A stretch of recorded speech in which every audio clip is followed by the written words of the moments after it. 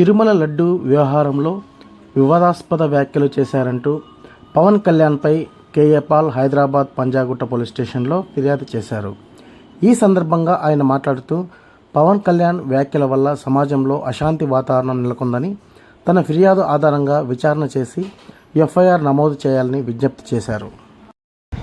పవన్ కళ్యాణ్ ఈ మధ్యన మాట్లాడుతున్న తిరుపతి లడ్డు కార్యక్రమం ఏంటి, డెరాగటరీ స్టేట్మెంట్స్ ఏంటి,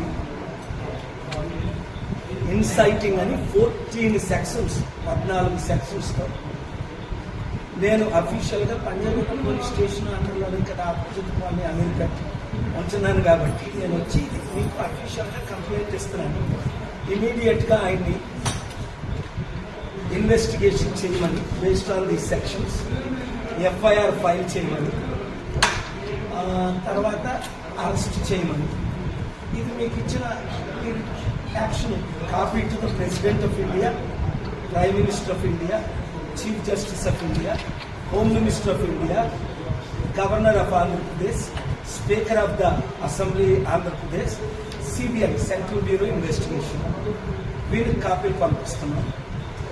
మీరు దీన్ని ఎఫ్ఐఆర్ చేసి నాకు దాన్ని ఏమంటారు కాపీ